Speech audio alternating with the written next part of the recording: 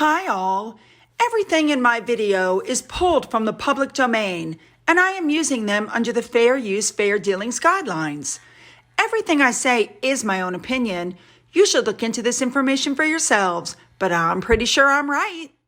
Good morning, everybody. Okay, here we go. We're going to cover, again, Netflix and Spotify. But before we do, we have some updates and other small little tidbits we're going to cover before we get to the big stuff, okay? So let's jump right in. Let's go.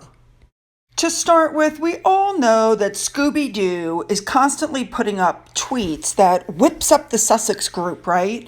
Like this one, despite being forced to step down from his role in February, he wasn't forced to step down. He and his wife chose to not be working royals. He was aware that if he stepped back, he was going to lose his patronages. He was not forced. But of course, that doesn't stop Omid, who we already know is a perjurer in court, from posting this kind of stuff.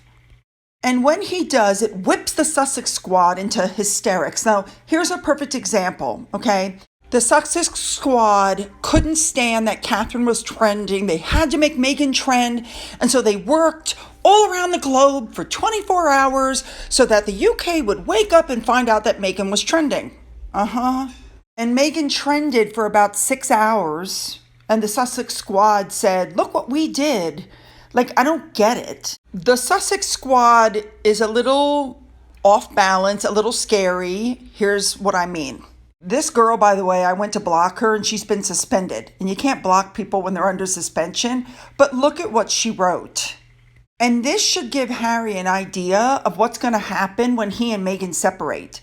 Because the Sussex squad is going to go with Meghan and they're going to turn on Harry. Look what they're writing now. Prince Harry is nothing but a dead weight for her. Now, to be fair, I agree. He's a wet fish and she's ruling the roost. And I think she will get sick of it and I think she will cut him off eventually. But he should be aware of what's going to happen to him when that happens. All right, moving on. Meghan, we all know, staged the photo op in Monaco. We already debunked all that and I did a video on it and I'm not going to go back through it. But apparently she's now really annoying the locals there because if you go back and look online, all the locals there walk around freely. You know, they have bodyguards, but they walk around freely and nobody bothers them. Here's Gwyneth Paltrow walking around. Here was Drew Barrymore, who was even pregnant, walking around Montecito. Nobody was bothering her. Meghan could walk around freely, but for some reason, she wants people to think she's being papped all the time and she's like a prisoner. All right, moving on. Real quickly, I just want to touch on this that was posted on Twitter because I thought it was spot on. You know, in Meghan's statement, this is all about truth, but the truth is not a single fact was disputed in that court case. Her case was about copyright law, and in trying to fight for copyright law, it came out that, we already know this, that she and Harry are liars, but I just thought this was an interesting comment. All right, moving on.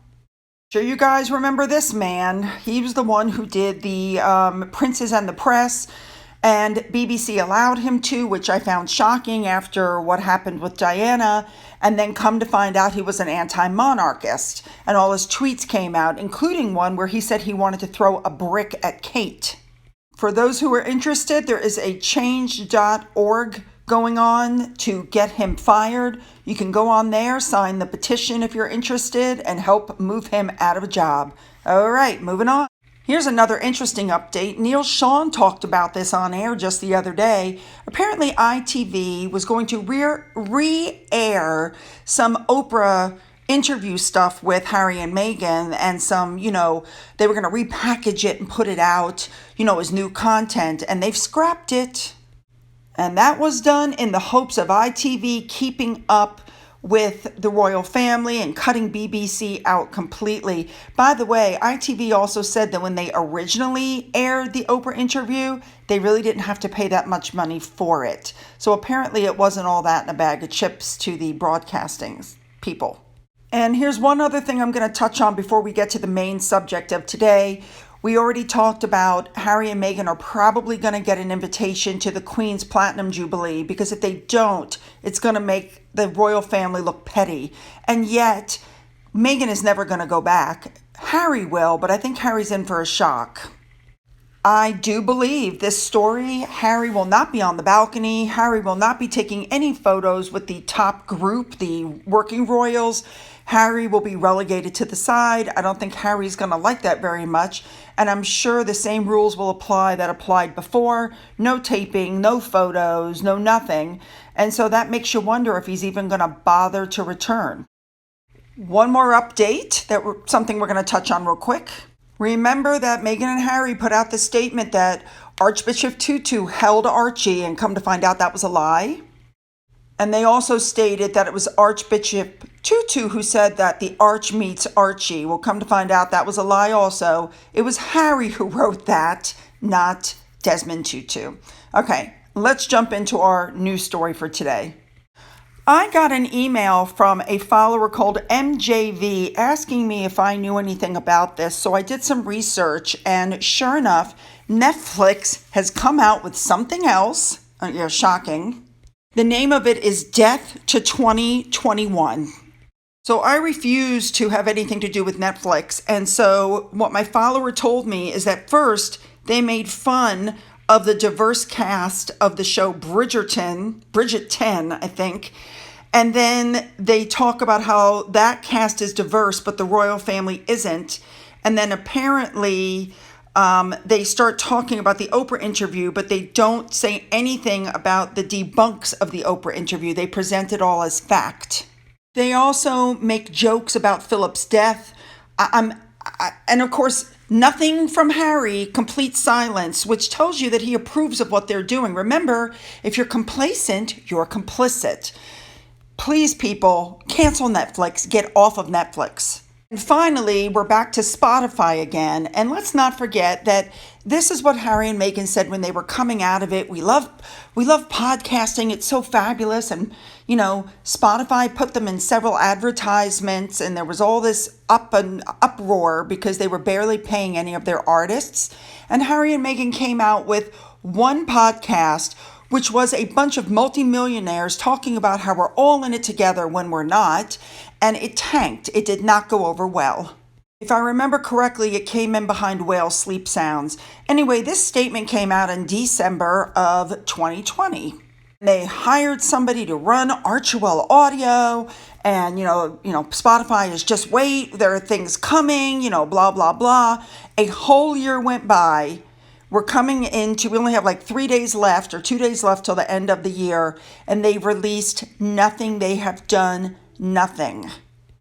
If I were Spotify, I'd be like, people, you made a fun of us. Take money whatever we gave you and walk away.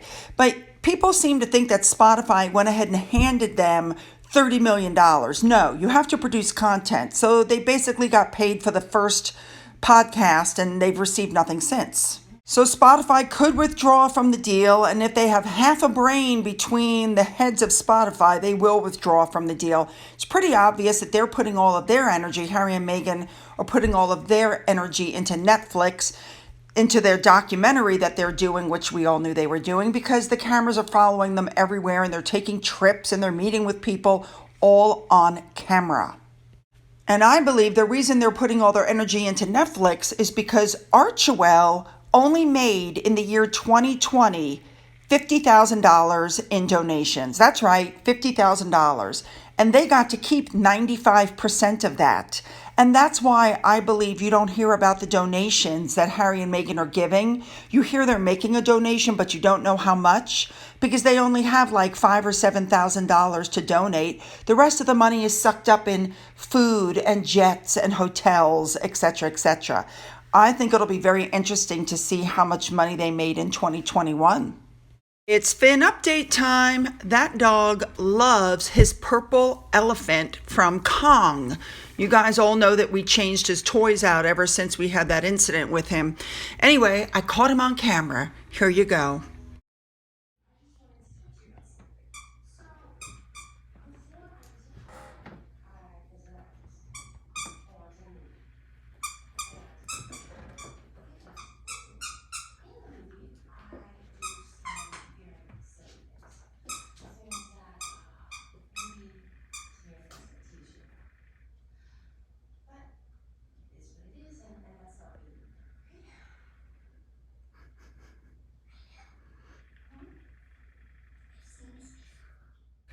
So other than the obvious updates, I would really like to hear from you guys what you think about Netflix doing another show where they make disgusting jokes about the death of Philip, and they, again, are trashing the royal family.